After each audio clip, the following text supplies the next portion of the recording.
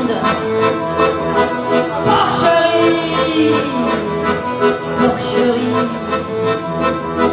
porcherie, on va voir si vous suivez. Flic armé, DST,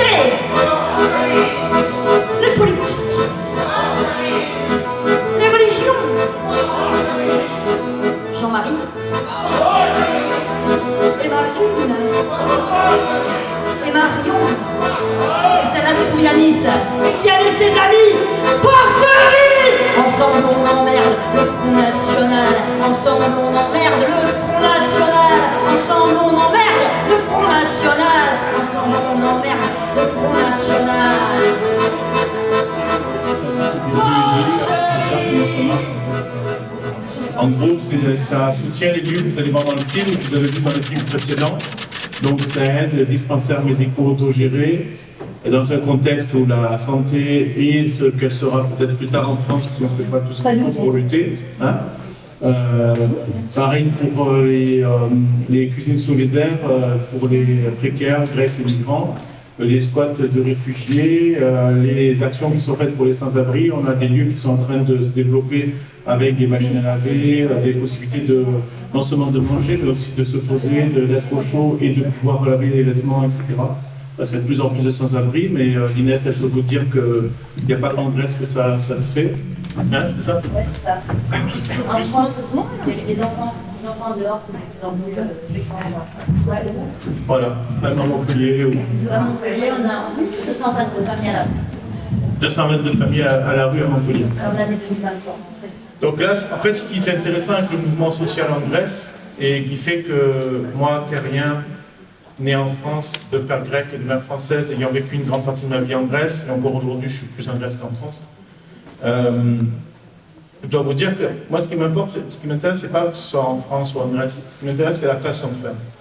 C'est-à-dire qu'en Grèce, ça se fait dans l'horizontalité, l'autogestion, dans un esprit qui est déjà la société de demain, qui est déjà une société utopique ou utopiste, selon votre point de vue, dans laquelle on arrive à mettre en œuvre, dans le respect mutuel, l'intelligence collective. En fait, moi, quand j'étais enfant, adolescent, pour tout vous avouer, je n'aimais pas trop l'autorité, j'étais assez désobéissant. Bon, vous ne serez peut-être pas étonné. Et en fait, avec le temps, je me suis rendu compte qu'il y avait une autre raison qui était beaucoup plus intéressante que la simple réaction. C'était simplement la réflexion qu'on est beaucoup plus intelligents ensemble, quoi. S'il y a une personne qui réfléchit tout seul et qui décide tout seul, on a beaucoup à paumer, à y perdre dans l'affaire.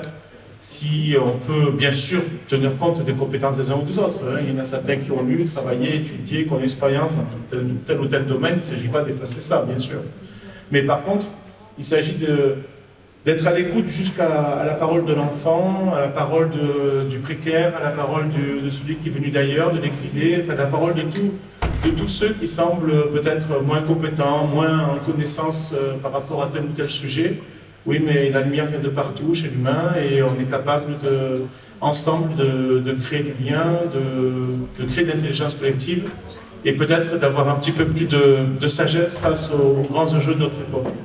Hein, que ce soit sur le plan économique, social, la façon de nous organiser, la question de la démocratie et aussi le sujet évidemment de l'écologie, l'impasse dans laquelle nous sommes aujourd'hui. Voilà, donc c'est pour ça que moi je trouve intéressant. Et c'est pour ça que je me suis autant penché, non seulement parce que je suis membre de certains de ces collectifs, mais aussi parce que la façon d'agir, la façon de résister, la façon de créer de l'alternative est particulièrement intéressante, il me semble. Voilà. Et c'est vrai que pour être allé dans d'autres pays, notamment pour accompagner les films, j'ai pu voir beaucoup de souffrances, mais pas forcément la même façon de résister, de s'organiser. Hein. Et à d'autres endroits, des initiatives intéressantes, un peu similaire, mais avec un terrain beaucoup moins en souffrance. Donc là, il y avait les deux à la fois, et je trouvais que c'était assez intéressant que d'arriver à riposter de cette façon-là. Voilà, c'est ce que vous allez voir dans ce film, comme vous l'avez vu dans les films précédents peut-être. Si vous n'avez pas vu un film précédent, c'est pas grave. Vous pouvez démarrer avec ce film, c'est pas du tout un problème. On peut lancer bientôt? Oui, je peux. Ouais. Merci. Voilà, donc un grand merci à vous. Et on va pouvoir discuter ensuite, et puis on aura encore au niveau de la musique. Voilà, merci de votre présence.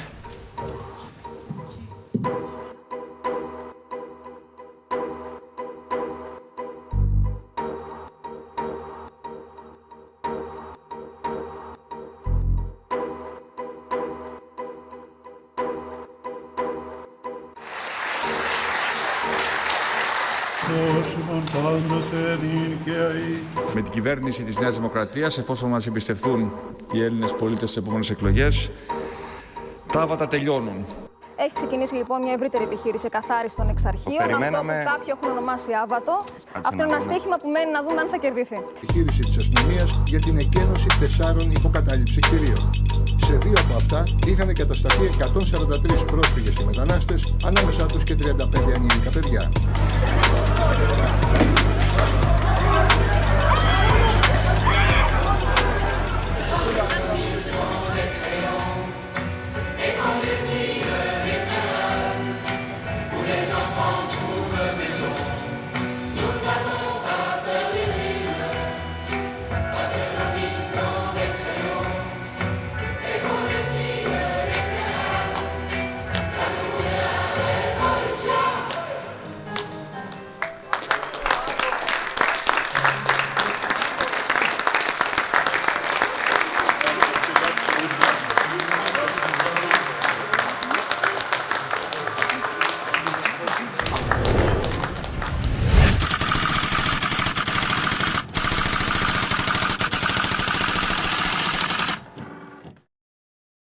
Les dernières images sont il y a 2 mois et demi. Parmi ces dernières images, entre autres, il y a bien sûr la lutte à Paros. Donc pour vous, ça vous semble l'été, mais en septembre, octobre, c'est encore l'été en Grèce. Hein. Voilà. Et à Athènes aussi, on a fait quelques compléments. Après, il y aura une version longue plus tard sur Internet, qui va durer un peu plus longtemps. La version au cinéma, c'est la version d'1h20. Et la version en ligne, ça sera 1h45. Vous serez aussi au nord de la Grèce. Vous irez à Ioannina, la frontière albanaise, où il y a des luttes contre des forages dans les montagnes, gaz de schiste, quelque chose que vous connaissez, je pense, en France aussi. Et également, il y aura plus d'informations par rapport à certaines choses qui se passent autour de Rouvikonas, qui sont assez formidables. Parmi les sujets, voilà. Et aussi une petite surprise, mais je ne vais pas vous la dire, je ne vais pas spoiler complètement la version internet qui sortira bientôt.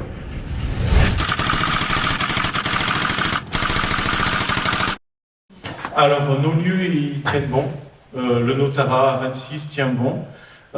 Il a évolué ces dernières années avec en particulier on va dire une vocation à être aussi un accueil pour les collectifs qui mènent des actions, collectifs de lutte, collectifs politiques, collectifs solidaires, de façon à ce qu'ils aient un lieu, puisqu'il y a eu quand même pas mal d'évacuations dans toute la Grèce, et notamment à Athènes. Et donc, par conséquent, il y a le problème du lieu qui se pose pour les collectifs voilà, qui sont un petit peu jetés à la rue pour certains, même s'il y a des locations, il y a aussi d'autres squats qui fonctionnent. Hein, mais voilà. Donc Notara s'est diversifié sur ce plan-là, c'est assez intéressant. Concernant le Cavox, il tient toujours, avec à côté le dispensaire médical autogéré d'Exarchia, ADI. Il y a pas mal de choses qui se font encore. Le métro est construit? Le métro n'est pas construit, mais par contre les palissades ont été installées, comme vous l'avez vu dans le film. Et des arbres ont été coupés, vous l'avez vu aussi. Pour l'instant, il n'y a pas le fameux trou du métro. Et il est possible que la lutte prenne encore d'autres formes dans les temps qui viennent si le pouvoir insiste à ce point au cœur du quartier qui refuse sa gentrification, en fait. Voilà, que ce soit au niveau de la place principale, Exarchion, et que ce soit aussi sur la colline de Stelfi, qui est l'un des poumons verts d'Athènes. La lutte contre la station de métro, elle me rappelle un peu la lutte qu'il y a pu avoir au chantier de la Plaine, sur Marseille. Là, ce qu'on voit dans le documentaire, c'est quand même un quartier qui a une forme de gestion en autonomie. Et ça concerne combien de genres d'habitation à peu près? Je suis pas sûr, je pense que vous n'avez pas des chiffres référencés, puisque... Non, il n'y a pas de chiffres pour identifier exactement qui est membre très actif ou moins actif, ou qui est soutien mais qui ne fait pas grand-chose. Voilà, mais rien que de venir de temps en temps boire un verre dans les cafés associatifs autogérés, rien que de venir quelquefois à un rassemblement, à une manifestation, voilà, on sent qu'il y a du monde, y compris parmi les anciens et les historiques du quartier, des gens qui ont fait partie de l'histoire de ce quartier. Voilà, il y a vraiment du monde. Après, il faut savoir qu'il n'y a pas que Exarchia à Athènes, au centre-ville d'Athènes ou même aux alentours. Il y a même des très beaux dessins qui ont circulé sur Internet ces dernières années pour dire en gros que, quoi qu'il arrive à Exarchia, le relais est déjà pris par d'autres quartiers où il y a eu beaucoup de choses, il s'est passé beaucoup de choses ces derniers temps, y compris des moments de résistance très intenses. C'est plutôt dans ces quartiers-là qu'il s'est passé des choses, même plus qu'à Exarchia à plusieurs reprises, il y a 2 ans, il y a 1 an. Et puis aussi, on peut prendre l'exemple de Rouviconas qui a créé un 2e lieu à l'extérieur d'Exarchia, qui se trouve à Kassaliani, un quartier historique aussi de lutte à Athènes. Et ça montre bien que le but, c'est pas de se laisser piéger dans une nasse. Hein. S'ils veulent prendre Exarchia, bon, déjà, ils n'y arriveront pas parce qu'il y a trop de résistance et il y a encore des lieux extrêmement importants. Mais aussi, de toute façon, on est comme une fourmilière. Hein. Les fourmis, vous pouvez les écraser, au contraire, vous les faites sortir et elles vont un peu partout.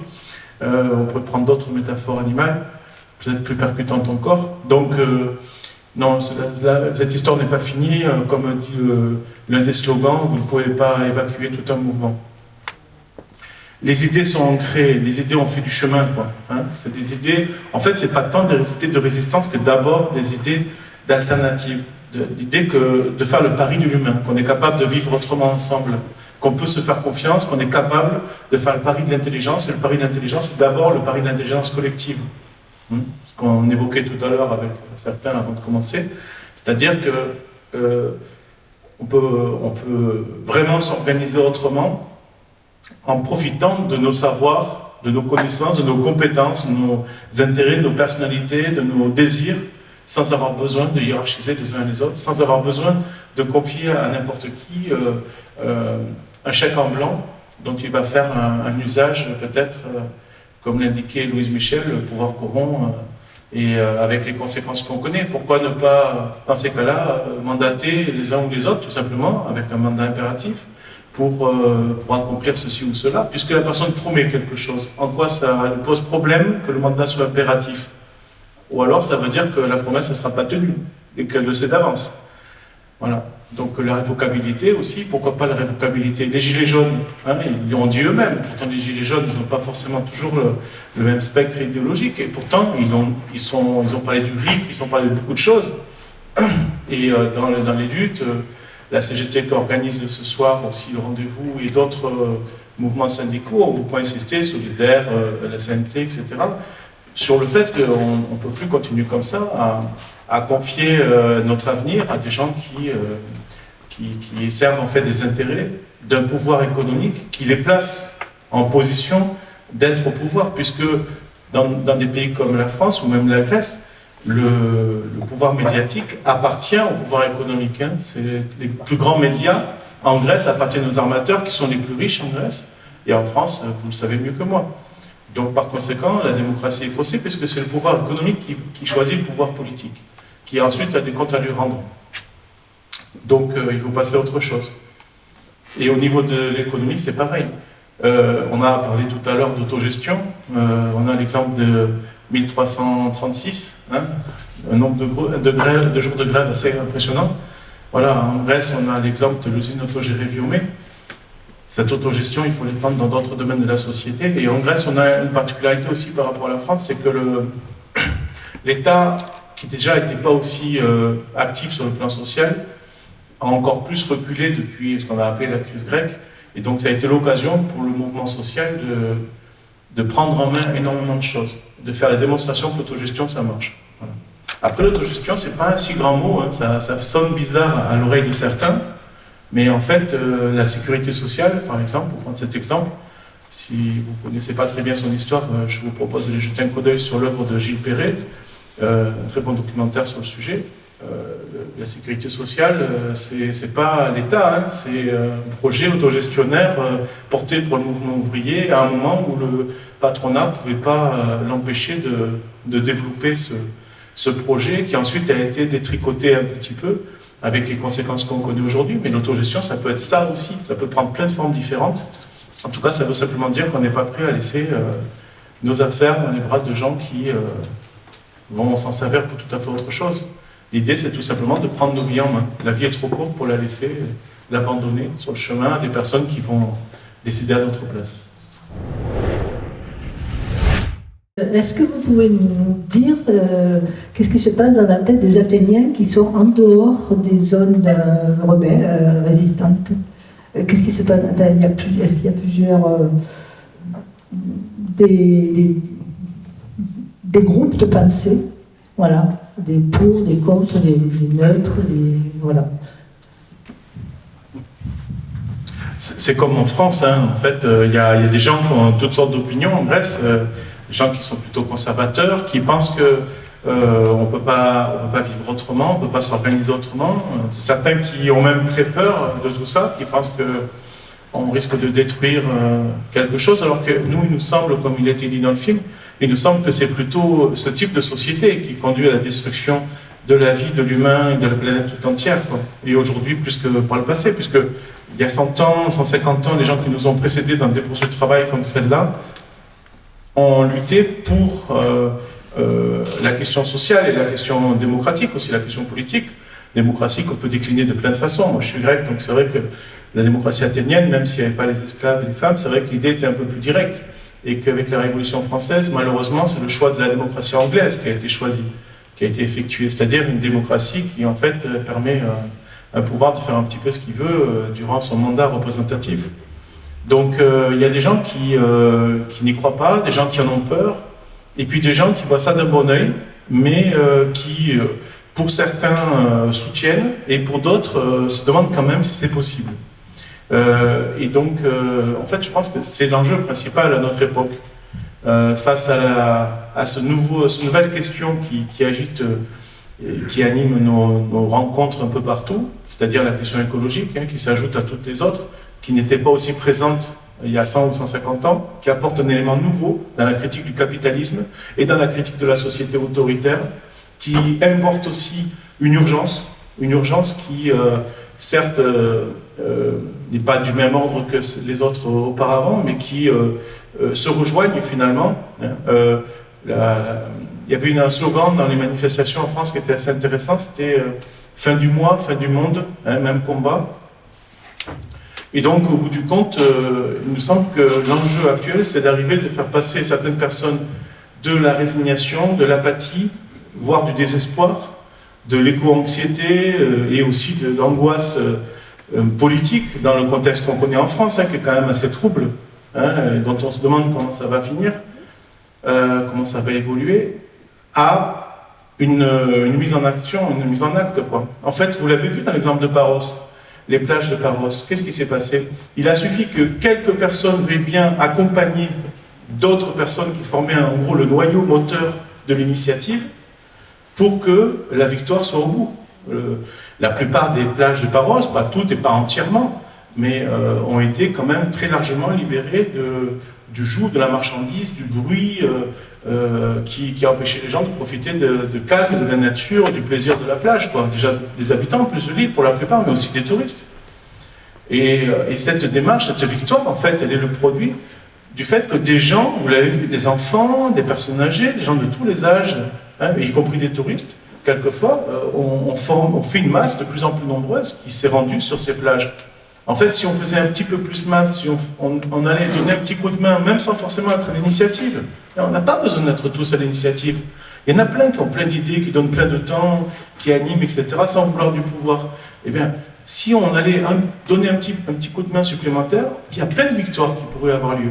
D'ailleurs, toutes nos victoires, hein, les victoires des grévistes de telle ou telle usine, autrefois en faillite, et plein d'autres initiatives, des victoires aussi sur le plan écologique par rapport à des ZAD, etc., même si c'est quelquefois des victoires à la Pyrrhus et qu'elles nous ont coûté cher, ce sont des victoires grâce à la mobilisation, quoi.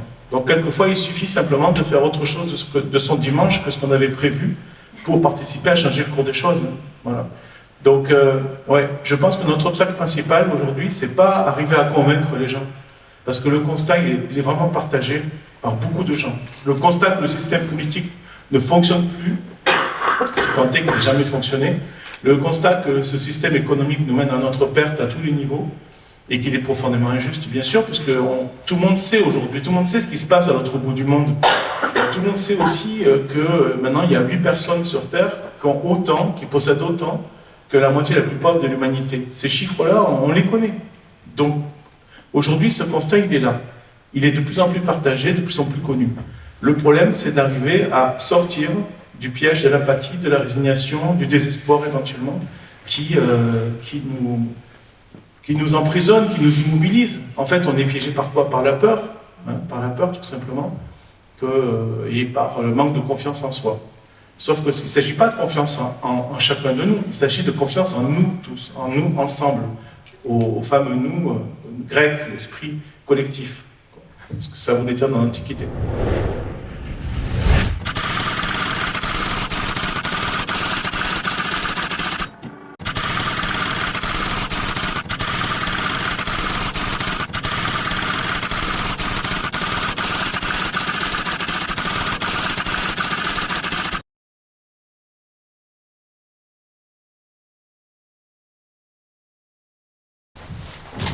Merci. J'avoue que quand on voyage à chaque film, parce que là c'est le 4e film, et on a l'occasion, à cette occasion d'être invité par différents lieux en France. On fait 300 projections de débat presque par film en général. Et du coup, on est invité par des endroits assez improbables, aux 6 coins de l'Hexagone, je devrais dire plutôt. Il y a des nids, il y a des zones, des lieux, comment les appeler, où se rassemblent énormément de gens qui font des choses assez formidables et dont on n'entend jamais parler. En fait, la France, c'est ça aussi, la Grèce, c'est ça aussi, d'autres régions du monde également. Voilà, en fait, il y a plein de gens, plein d'actions, plein de collectifs, de groupes humains qui sont invisibles et qui font des choses absolument extraordinaires pendant que tout le monde a les yeux braqués sur Cyril Hanouna et tout ce qui est proposé à la télévision et sur les réseaux sociaux, etc. Donc vraiment, je partage complètement ton avis là-dessus, sur le populisme et la démagogie évidemment. Le problème du pouvoir, c'est qu'il va nous proposer de plus en plus dans les temps qui viennent des boucs émissaires pour essayer de protéger les principaux responsables, de se protéger eux-mêmes en fait, en quelque sorte. Donc c'est toujours la même histoire, les boucs émissaires, on sait toujours à quoi ça sert. Et concernant après ma propre personne, et le film, alors le film il vient à peine de sortir, on a fait la première projection en avant-première il y a 3 jours dans le Tarn, puis on est allé à Bédarieux, puis à Limoux, enfin dans un petit village près de Limoux, encore un de ces lieux improbables où il y a plein de gens formidables qui ont fait une soupe et qui se sont retrouvés. Bon, il n'y avait pas Linette Horner qui nous a l'accordéon, mais à part ça, c'était vraiment très, très, très bien. Donc, en fait, on est encore dans les avant-premières de ce film. D'ailleurs, une soirée sur 2, je prends des notes, je vous écoute, je vous observe. Je me mets un petit peu derrière, mais sur le côté, pour voir vos réactions, parfois, vous entendre rire à certains moments du film. Donc, c'est aussi, je regarde bien les sous-titres, je réfléchis, est-ce que je ne peux pas synthétiser un petit peu plus certaines choses? Ah oui, du coup, c'est l'occasion de dire que oui, je suis grec aussi, je suis français et grec, mais je parle bien les deux langues. Et j'ai grandi plus en France quand même. Mais mon père est grec, ma mère est française, et je vis aujourd'hui au moins autant en Grèce qu'en France depuis des années. Voilà, et depuis 2008, j'étais présent sur place en décembre 2008 quand il s'est passé un certain nombre d'émeutes en Grèce. Et du coup, depuis cette époque-là, j'ai accompagné ce mouvement. Je suis membre de plusieurs des collectifs qui sont présentés à l'écran et j'ai diffusé cette parole par des écrits, par des traductions, par des articles dans des journaux comme Le Monde Libertaire, comme le journal Ciné Mensuel, Ciné Hebdo d'abord, puis Ciné Mensuel, le journal ciné, pas de cinéma. Voilà, et d'autres journaux pour des journaux syndicaux aussi, pour différents journaux qui m'ont demandé éventuellement d'apporter quelques éléments. Et puis j'ai écrit quelques livres sur le sujet que vous avez au fond de la salle, Exarchie à la noire, Au cœur de la Grèce qui résiste, Paroles de murs athéniens, sur les graffitis que je vous traduis, etc. Et je les associe avec une pensée, ou encore Que la fête commence. Voilà, quelques petits travaux autour de ce sujet, individuel ou collectif, avec Maud en général. Maud a fait des photos du livre Exarchie à la noire. Je n'aime pas trop parler en public, mais vous arriverez peut-être à la forcer si vous approchez de la table de presse tout à l'heure. Donc oui, pour ce qui me concerne, donc je vis vraiment entre deux pays depuis toujours, hein, pour plein de raisons. Et, oui, et le film lui-même, il a été créé, celui-là, comme les précédents, grâce à un crowdfunding au départ, hein, tout simplement, et avec pour but au final de le mettre en ligne gratuitement sur Internet. C'est un objet qui est au final en Creative Commons. Moi, j'ai jamais fait de livre en copyright, hein, même les livres ils ont toujours été en copyleft, et jamais sans avec de l'argent du CNL, du Centre National du Livre. Pareil pour les films, on aurait pu obtenir de l'argent du CNC, vu qu'on avait fait pas mal d'entrées cinéma avec Donc Je suis, par exemple, ou L'amour et la Révolution, et on n'a pas souhaité avoir de l'aide de l'État pour faire nos films. Voilà. On souhaite vraiment être indépendant et autonome, on laisse les autres réalisateurs, nos réalisateurs amis, faire comme ils veulent. Donc on a des amis réalisateurs qui vont dans les médias dominants, qui prennent l'argent ici ou là pour faire des films. On respecte complètement leur choix, c'est une... Chacun choisit sa voie dans ce domaine, mais nous on est peut-être un peu plus extrémistes, quoi. Des personnes pas très fréquentables. Donc voilà, du coup, nos objets créations sont Creative Commons toujours, et donc sur Internet, et ils sont traduits par plein de gens, parce qu'en fait, il faut bien comprendre que c'est vraiment des œuvres collectives, quoi. Il y a des gens qui apportent de la musique, il y en a qui donnent des coups de main dans plein de domaines, en amont, et puis en aval aussi, quoi, pour organiser toutes ces projections. Ce soir, on ne serait pas là s'il n'y avait pas eu Anne Keller, qui est déjà venu plusieurs fois en convoi avec nous, qui a fait un boulot formidable en Grèce, qui a aidé les gens, qui a remis de l'ordre dans des pharmacies autogérées, voilà. Et puis bon, bien sûr, ici Jérôme et vous tous qui avez participé au rendez-vous, avaient préparé ce rendez-vous avec cette salle. Mais voilà, donc il y a aussi ça, et puis après le film il va avoir une nouvelle vie avec plusieurs langues différentes. Il a déjà été montré en Grèce, mais en projection privée, avec des gens qui sont concernés, et il va vraiment avoir sa tournée. Cette fois, ça change de sens à chaque fois. Donc là, après la tournée en France, après la première tournée en France, il y aura une tournée en Grèce, et aussi dans d'autres pays d'Europe, hein, comme d'habitude. Et la traduction de ce film est prévue en 14 langues pour l'instant, voilà, dont l'espéranto.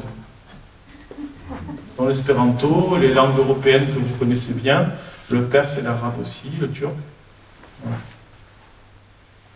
Et ça, c'est des initiatives de plein de gens. Hein, parce que nous, on est... C'est une petite ruche et il n'y a pas de reine. En kurde, pourquoi pas, ouais. Pourquoi pas. C'était déjà un projet pour l'amour et la révolution, ça devait se faire et ça n'a pas pu se faire. Ouais. Mais ça se fera, hein, ouais, je pense. Je peux le faire en batave, je suis pas sûr. Excuse-moi, juste avant d'oublier, c'est vrai qu'il n'y a pas eu d'introduction, de présentation, etc., mais ici vous êtes justement dans un lieu qui a une forme de gestion particulière, puisque c'est un lieu qui appartient à ses adhérents. Donc lorsque vous adhérez à ce lieu, vous faites partie du lieu quasiment, donc vous êtes chez vous, et on a une forme de gouvernance collégiale qui est mise en place, avec un collectif qui justement essaie d'aller sur le partage des activités. Donc c'était juste une petite parenthèse, faire le lien avec ce que tu disais. Et tu parlais d'un slogan dans les manifestations, la fin du mois. Fin du mois, même combat. Voilà. Il y avait un autre petit slogan un peu plus positif et qui rejoint un peu l'idée, c'est la fin du mois, le début du nous. Donc, qui peut aussi résumer ce qu'on est en train de vivre. Oh, je suis un poète.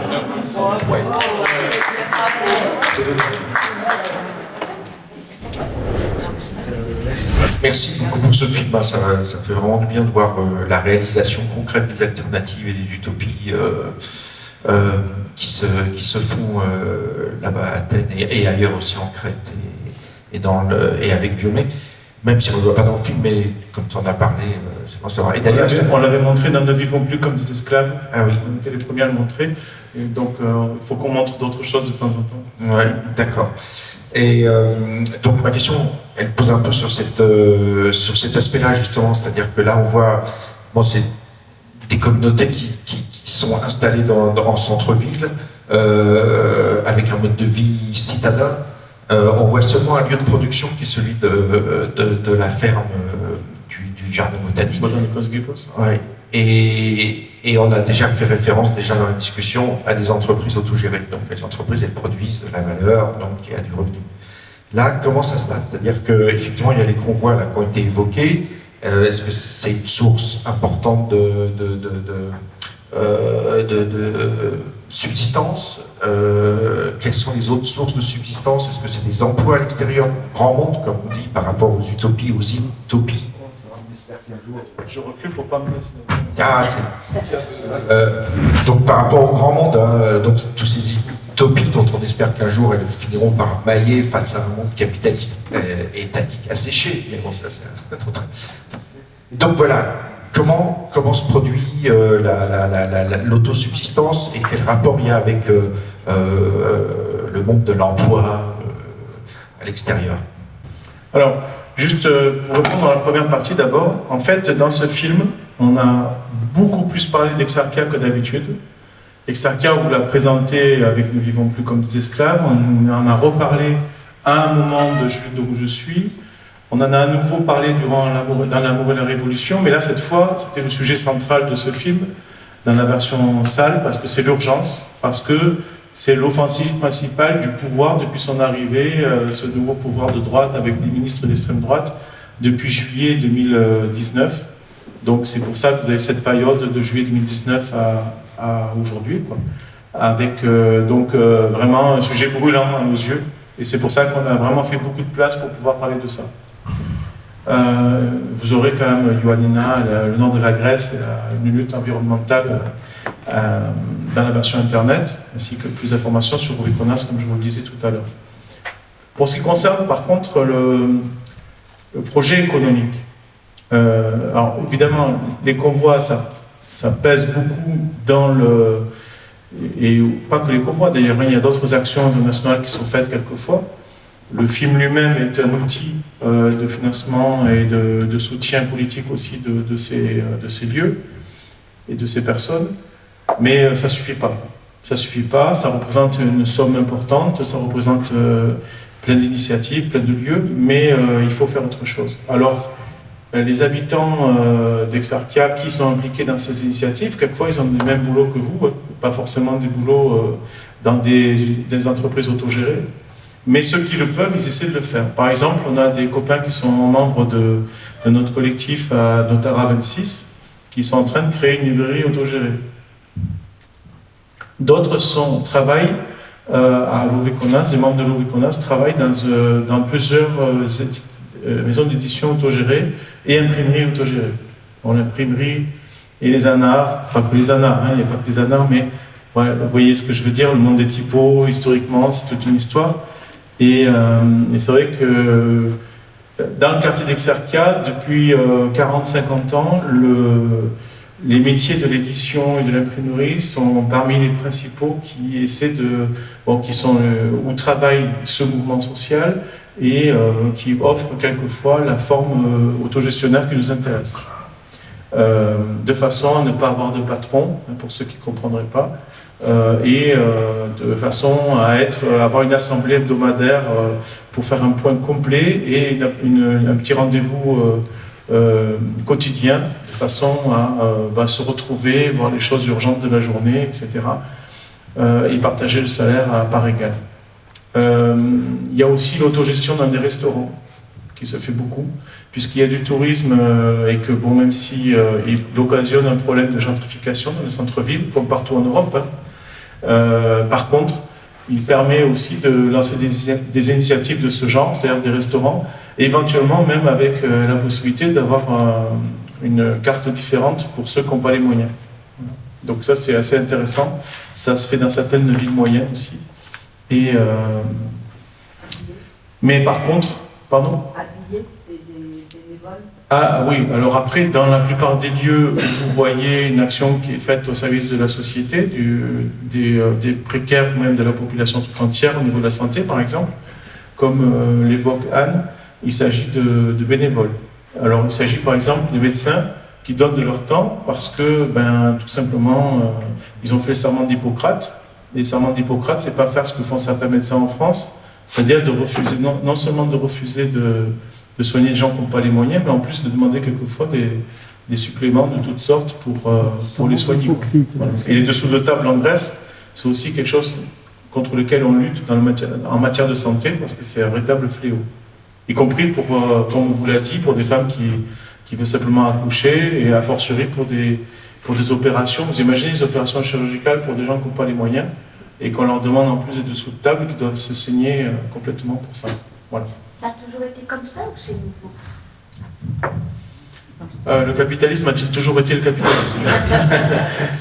Non, mais c'est empiré, c'est empiré. Ouais, c'est clairement empiré.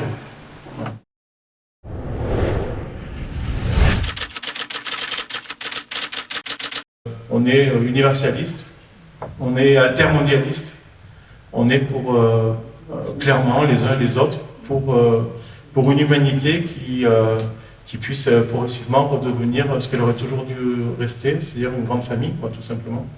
Voilà. C'est ça, cette idée très utopique qui nous traverse, c'est qu'en fait, il y en a qui appellent ça no border,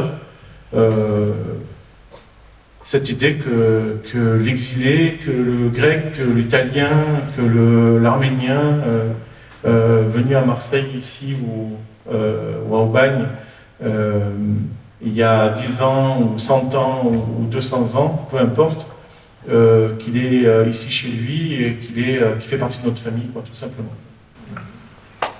Merci.